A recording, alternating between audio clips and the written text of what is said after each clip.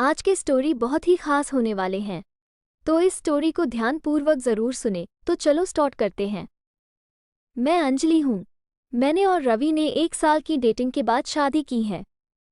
शादी में हमारे कुछ खास दोस्त और पेरेंट्स ही आए थे। रवि ऐसा ही चाहते थे। वो चाहते थे कि शादी शॉर्ट और सिंपल ही रहे।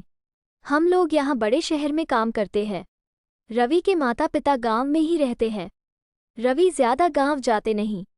जब कभी मम्मी पापा को मिलना होता है तो वो हमें शहर में आकर ही मिल लेते हैं। हमने एक छोटा सा घर भी यहाँ अभी लोन पर ले लिया है। शादी के चलते मैंने अभी नौकरी छोड़ रखी है।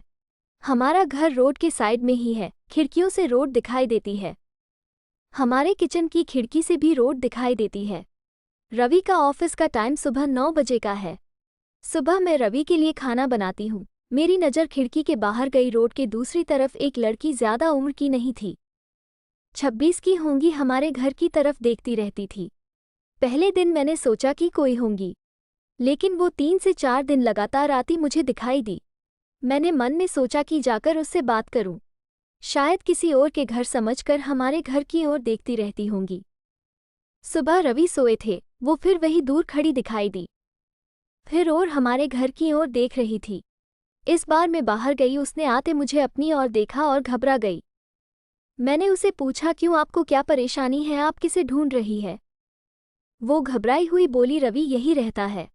मैंने बोला, हाँ, आप कैसे जानती है? वो इतना सुनकर घबरा कर चली गई।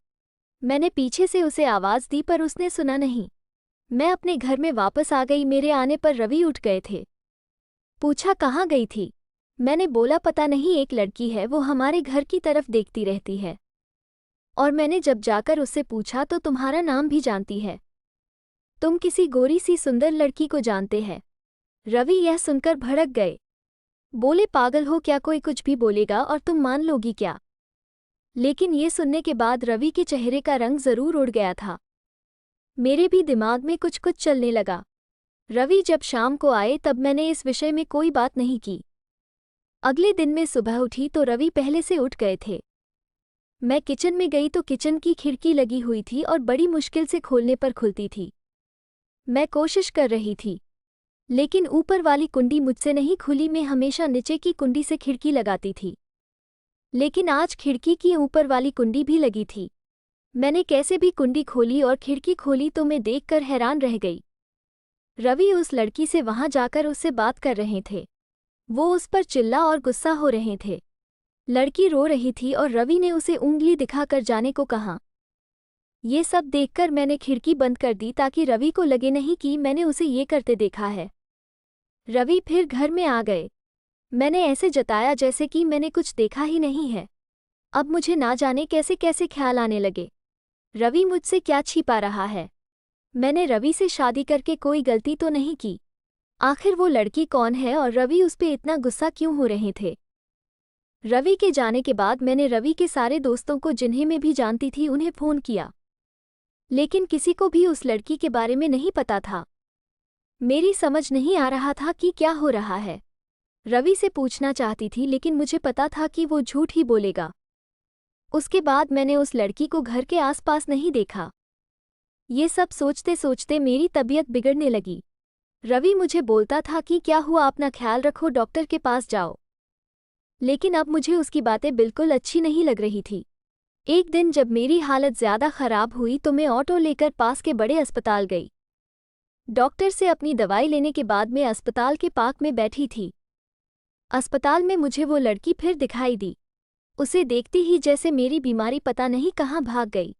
मैं उसके पास तेज चल कर गई और उसका हाथ पकड़ लिया और उसे बोला, तूने मेरी जिंदगी में उथल पुथल मचा दिया। बोल, उस दिन क्या बात कर रहा था? रवि, तुझसे क्या रिश्ता है तेरा मेरे पति के साथ? फिर उसने मुझे जो बताया सुनकर मुझे लगा कि मेरा पति ऐसा है। उसने इतनी बड़ी बात मुझसे छिपाई। शाम को रवि जब मेरे पास आए तब उस लड़की को अपने घर में देखकर चौंक गए। मैं भी उसके पास ही बैठी थी। रवि उसकी तरफ देखकर बोले कि अच्छा, तो तूने इसे सब बता दिया, मना किया था दूर रहने को मेरी फैमिली से। मैंने बोला, रवि शर्म करो, तुम इतने कठोर हो, अपनी सगी बहन की मदद नहीं कर रहे हो। वो लड़की संध्या थी, रवि की सगी बहन। उसने अपने पसंद के लड़के से शादी कर ली थी। इसलिए रवि और उसके परिवार ने उससे सारे रिश्ते तोड़ दिए थे। रवि ने कहा कि मेरी कोई बहन नहीं है। मैंने कहा इसका पति अस्पताल में है, इसे रुपयों की ज़रूरत है। बहन नहीं तो इंसानियत के नाते ही तुम्हें इसकी मदद करना चाहिए। और अपनी पसंद की लड़की से शादी तो तुमने भी की, फिर जो नियम इसके लिए है तुम्हारे लिए क्यों नहीं है? मुझे पता होता तुम ऐसी सोच वाले हो तो मैं तुमसे कभी शादी ही नहीं करती।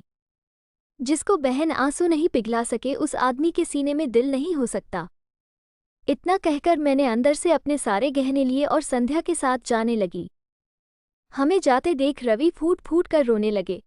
संध्या भी उन्हें देख रोने लगी।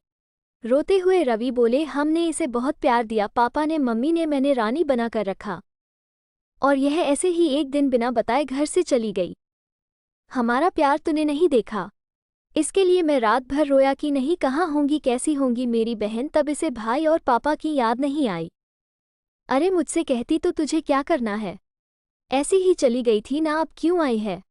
बहन भी बोली, भैया मुझे लगा आप लोग नहीं मानेंगे। उन दोनों भाई बहन को रोते देख मेरी आंखें भी भर आई, पर आंसू के साथ जैसे सारे गीले शिकवे खत्म हो गए। वो खुद अस्पताल गए, संध्या के साथ मम्मी पापा को भी बुलाया। दोनों ने बेटी को बड़े प्यार से गले लगा लिया। अब अस्पताल में संध्या के पति की हालत बहुत अच्छी है। डॉक्टर कहा कि जल्दी डिस्चार्ज हो जाएंगे। रवि की आंखों में मुझे एक अलग सुकून अब देखने मिल रहा है। रवि ने संध्या को कहा है, अब कुछ करेंगी तो माफ़ नहीं करूंगा, हमेशा मेरी प्यारी बहन बनके रहना। जिंदगी बहुत छोटी है, आपके अहंकार में इतना सुकून नहीं है जितना कि माफ़ कर देने में है। एक बार करके देखिए, जिंदगी बदल जाएगी। आपको ये कहानी कैसी लगी हमें कमेंट करके ज़रूर बताएं। इसी तरह की अच्छी कहानियाँ आप यहाँ पर सुन सकते हैं।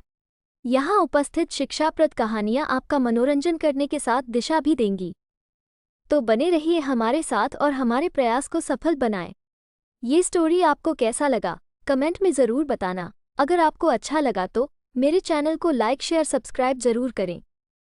मिलते हैं नेक्स्ट वीडियो में, तब तक के लिए बाय।